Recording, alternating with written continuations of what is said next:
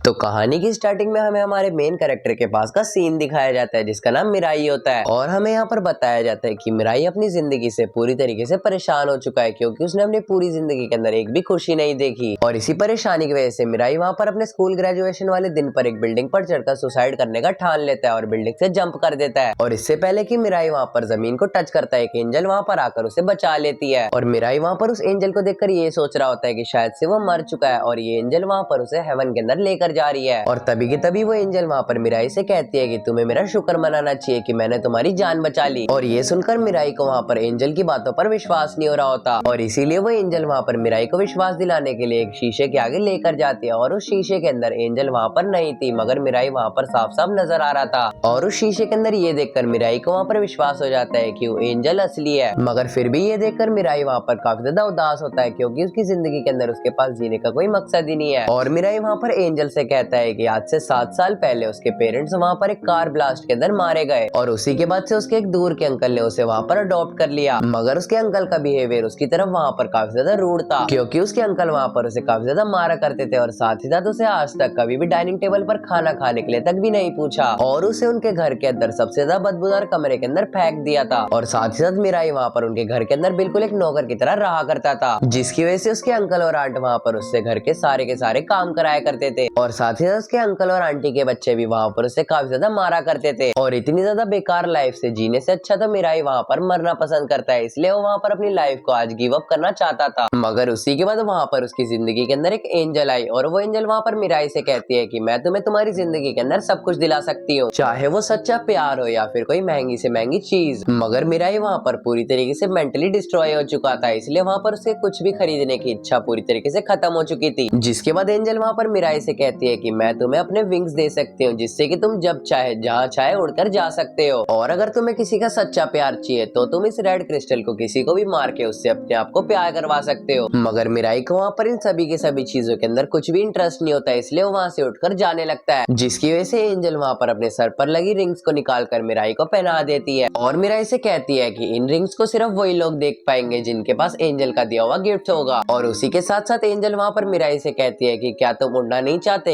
एक बार कोशिश करके तो देखो। इसीलिए जब मिराई वहाँ पर एंजल की बात को मानकर उड़ने के बारे में सोचता है तब एंजल की तरह उसके भी पीछे विंग्स निकल आते हैं और विंग्स निकलते के साथ ही मिराई वहाँ पर काफी ज्यादा तेजी से आसमान के अंदर उड़ने लगता है। और स्टार्टिंग के अंदर मिराई को वहाँ पर काफी ज्यादा डर लग रहा होता है क्योंकि वो अपने विंग्स के ऊपर कंट्रोल नहीं कर पा रहा होता और देखते ही देखते वो वहाँ पर बादलों से भी ऊपर आ जाता है। मगर देखते ही देखते धीरे धीरे वो अपने विंग्स के ऊपर कंट्रोल कर लेता है और उड़ते उड़ते वहाँ पर उसे रात हो जाती है। और उड़ने की वजह से मिराई वहाँ पर अपनी जिंदगी के अंदर पहली बार काफी ज्यादा खुश हो रहा होता है और उसकी आंखों से खुशी के आंसू गिरने लगते हैं। जिसके बाद घंटों तक उड़ने के बाद मिराई वहाँ पर वापस से शहर में आ जाता है और शहर में आने के बाद वो काफी ज्यादा ऊंचे टावर पर चुपचाप बैठ जाता है और टावर पर बैठने के बाद मिराई वहाँ पर शहर और आसमान के इस खूबसूरत नजारे को ताड़ने लगता है। जिसके बाद तभी के तभी वहाँ पर एंजल आ जाती है और एंजल वहाँ पर आते के साथ ही मिराई से कहती है कि तुम अपनी पावर्स का यूज करके किसी भी खूबसूरत लड़की से दोस्ती कर सकते हो। तो मिराई वहाँ पर एंजल से कहते हैं कि किसी की फीलिंग्स को कंट्रोल करना ये तो डेविल का काम है। जिसकी वजह से एंजल वहाँ पर मिराई से कहते हैं कि डेविल्स तो होते ही नहीं, अगर इस दुनिया के अंदर कुछ बुरा है तो वो इंसान के दिल में होता है, जैसे कि तुम्हारे अंकल और आंट जो कि इस दुनिया के अंदर सभी लोगों का मर्डर करते रहते हैं। और ये सुनकर मिराई वहाँ पर काफी ज्यादा शॉक हो जाता है और एंजल से कहता है कि मर्डर करते रहते हैं ऐसा कहने का तुम्हारा क्या मतलब है। तो एंजल वहाँ पर मिराई से कहते हैं कि तुम्हारे मम्मी और पापा का मर्डर तुम्हारे अंकल और आंटी नहीं कराता और साथ ही साथ उनके जाने के बाद तुम्हें एक नौकर की तरह 7 साल तक ट्रीट कराता। और एंजल की इन सभी बातों को सुनने के बाद मिराई को वहाँ पर एंजल के ऊपर विश्वास नहीं हो रहा होता, इसलिए वो वहाँ पर एंजल से कहता है कि तुम यहाँ पर झूठ बोल रही हो। तो एंजल वहाँ पर मिराई से कहती है कि अगर मैं झूठ बोल रही हूँ तो तुम क्यों ना रेड क्रिस्टल का यूज करके खुद ही सच का पता क्यों नहीं लगा लेते। और ये सुनकर मिराई वहाँ पर काफी ज्यादा गुस्से से अपने अंकल और आंटी के घर की तरफ जाने लगता है। जिसके बाद हमें कुछ देर बाद का सीन दिखाया जाता है जहाँ पर जब मिराई वहाँ पर अपने आंटी के घर के अंदर घुसता है हमें वहाँ पर पता चलता है कि उसकी आंटी तो आज उससे बात करने के मूड में भी नहीं है। मगर ये जानने के बाद भी मिराई वहाँ पर काफी ज्यादा हिम्मत कर अपनी आंटी से कहता है कि मुझे आपसे कुछ जरूरी बात करनी है। ये सुनकर मिराई की आंटी को वहाँ पर काफी ज्यादा गुस्सा आ जाता है जिसकी वजह से वो वहाँ पर अपने हाथ को सोफे पर पटकते हुए मिराई को उसके कमरे के अंदर जाने के लिए कहती है। मगर तभी के तभी मिराई वहाँ पर अपने एक हाथ को आगे कर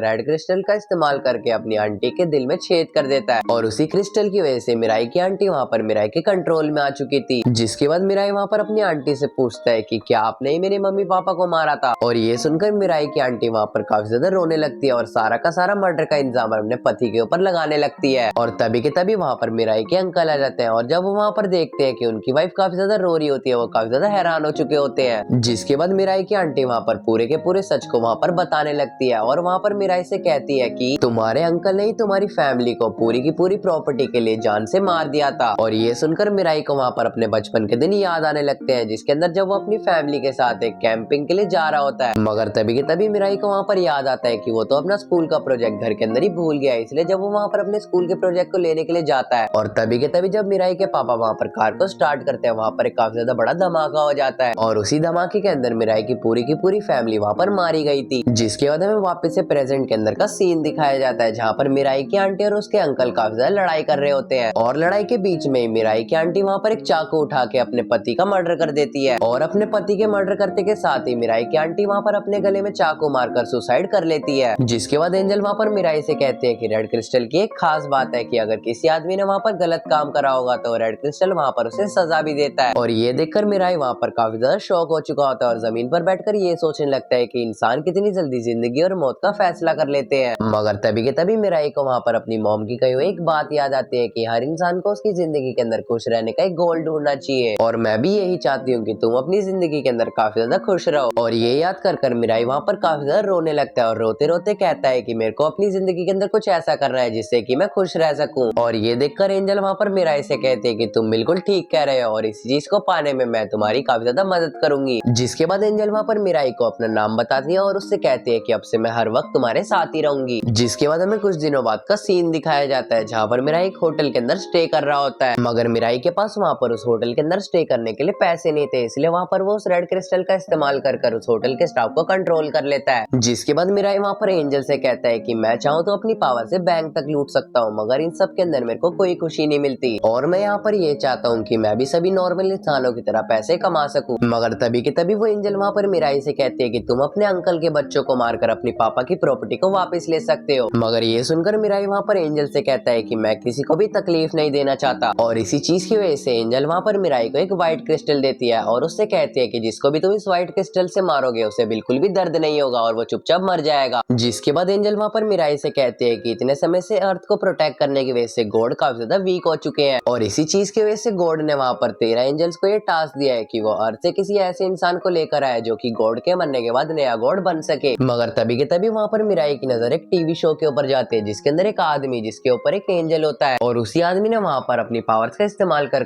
5 काफी ज्यादा फेमस एक्ट्रेस को अपने प्यार में पागल कर लिया है। और इसी चीज की वजह से एंजल वहाँ पर मिराई को समझाती है कि रेड क्रिस्टल का असर सिर्फ 30 दिन तक रहता है और साथ ही साथ एक इंसान के ऊपर एक रेड क्रिस्टल को एक ही बार इस्तेमाल करा जा सकता है। जिसके बाद तभी के तभी हमें वहाँ पर उस आदमी के पास का सीन दिखाया जाता है जो कि अपनी गर्लफ्रेंड के साथ कार के अंदर कहीं जा रहा होता है। मगर तभी के तभी वहाँ पर एक आर्मर पहना हुआ आदमी उस आदमी की कार के अंदर एंटर करता है और एंटर करते के साथ ही वो वहाँ पर उसको अपने व्हाइट क्रिस्टल से शूट कर देता है और व्हाइट क्रिस्टल से शूट होने की वजह से वो आदमी वहाँ पर तभी के तभी मारा जाता है। और उस आदमी के वहाँ पर मरने के बाद वो आर्मर पहना हुआ आदमी उसका रेड क्रिस्टल को लेकर वहाँ से उड़कर चले जाता है। जिसके बाद वहाँ पर उस आदमी का एंजल आता है और वो एंजल वहाँ पर उसकी आत्मा को वहाँ से हेवन के अंदर ले जाने लगता है और साथ साथ वहाँ पर उस आदमी का एंजल वहाँ पर उस आदमी से कहता है कि तुम्हारे साथ काफी ज्यादा अच्छा हुआ क्योंकि तुम इन पावर्स के लायक नहीं थे। जिसके बाद हमें अगले दिन का सीन दिखाया जाता है, जहाँ पर मिराई के फोन के अंदर उस आदमी की डेड न्यूज आ रही होती है। जिसके बाद मिराई की एंजल वहाँ पर मिराई से कहते हैं कि 13 कैंडिडेट में से सिर्फ एक ही गॉड बनेगा और अब 13 में से सिर्फ 12 लोग ही बाकी बचे हैं। और साथ ही साथ एंजल वहाँ पर मिराई से कहते हैं कि तुम खुश क्यों नहीं हो रहे, क्या तुम्हें खुशी नहीं हो रही कि अब 13 में से सिर्फ 12 कैंडिडेट बचे हैं और अगर तुम नंबर 1 पर आ गए तो तुम अर्थ के गॉड बन जाओगे। मगर मिराई वहाँ पर ये देखकर काफी ज्यादा उदास था क्योंकि उसे वहाँ पर उन 11 बचे हुए कैंडिडेट की काफी ज्यादा फिक्र हो रही थी। मगर तभी के तभी वहाँ पर उनकी सिटी के अंदर कुछ लोग बैंक को लूट रहे होते हैं। जिसके बाद तभी के तभी वहाँ पर वो आर्मर पहना हुआ आदमी आ जाता है और वो आदमी वहाँ पर आते के साथ ही अपने रेड क्रिस्टल का इस्तेमाल कर सभी के सभी पुलिस वालों को अपनी साइड कर लेता है। जिसके बाद वो आर्मर पहना हुआ आदमी उन सभी लोगों से कहता है कि मेरा नाम मेट्रोमैन है और यहाँ पर मैं सभी के सभी लोगों की मदद करने के लिए आया हूँ। जिसके बाद मेट्रोमैन वहाँ पर बैंक के अंदर जाने लगते हैं और बैंक के अंदर एक चोर वहाँ पर मेट्रोमैन का इंतजार कर रहा था और जैसे ही वो चोर वहाँ पर मेट्रोमैन को गोली मारने के लिए अपनी बंदूक आगे करता है, मेट्रोमैन वहाँ पर उसकी बंदूक पकड़कर अपनी रेड क्रिस्टल से उसको भी शूट कर देता है और रेड क्रिस्टल की वजह से वो आदमी वहाँ पर सरेंडर करने के लिए तैयार हो जाता है। मगर तभी के तभी वहाँ पर उस चोर का साथी मेट्रोमैन को मारने के लिए बैंक से बाहर आता है, मगर मेट्रोमैन की बजाय वो आदमी वहाँ पर अपने दोस्त को ही गोलियों से छल्ली छल्ली कर देता है। मगर वो चोर वहाँ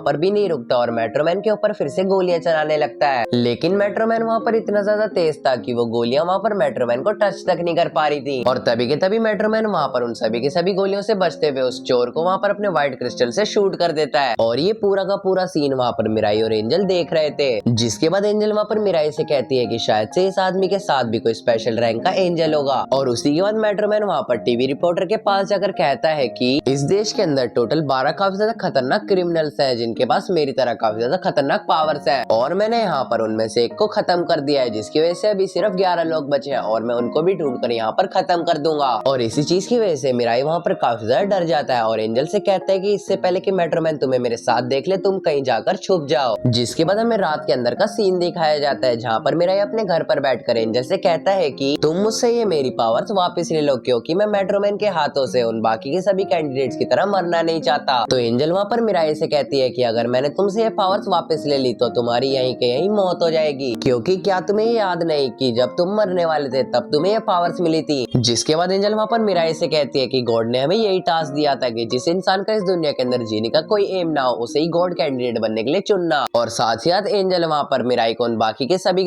एंजल्स के बारे में बताने लगती है। जिसके बाद एंजल वहाँ पर मिराई से कहती है कि इस दुनिया के अंदर टोटल 13 एंजल्स हैं, जिसमें से 3 स्पेशल रैंक एंजल हैं जो कि अपने गॉड कैंडिडेट को wings, red crystal, white crystal दोनों देती है। और साथ ही साथ 5 सेकंड रैंक एंजल है जो कि अपने कैंडिडेट को विंग्स, व्हाइट क्रिस्टल और रेड क्रिस्टल में से कोई एक देती है। और 5 थर्ड रैंक एंजल है जो कि अपने कैंडिडेट को विंग्स या फिर रेड क्रिस्टल में से कोई एक देती है। जिसके बाद हमें अगले दिन मिराई के स्कूल के अंदर का सीन दिखाया जाता है और मिराई के फ्लैशबैक के अंदर हमें एंजल के पास का सीन दिखाया जाता है जो कि मिराई से कह रही होती है कि तुम अपने रेड क्रिस्टल का इस्तेमाल कर अपनी बचपन की दोस्त साकी से दोस्ती कर लो। मगर मिराई वहाँ पर एंजल को ऐसा करने से मना करता है। जिसके बाद हमें स्कूल के अंदर का सीन दिखाया जाता है जहाँ पर जब मिराई स्कूल के अंदर एंटर करता है तब वो वहाँ पर आसमान के अंदर देखकर काफी ज्यादा शॉक हो चुका होता है, क्योंकि उसकी आंखों के सामने आसमान में एक एंजल उड़ रहा होता है। तो गाइस अगर वीडियो देखने में मजा आया हो तो चैनल को सब्सक्राइब करके वीडियो को लाइक कर देना और साथ साथ कमेंट सेक्शन के अंदर पार्ट 2 भी लिख देना, जिससे कि मुझे पता चल सके कि इस वीडियो का पार्ट 2 बनाना है या फिर नहीं। जब तक के लिए फिर मिलते हैं अगले संडे को एक नई वीडियो के साथ, तब तक के लिए बाय। और हाँ, अब से मैं इस चैनल पे थोड़ा कंसिस्टेंट हो रहा हूँ, इसलिए आप भी मेरे ऊपर भरोसा करके इस चैनल को सब्सक्राइब कर सकते हो।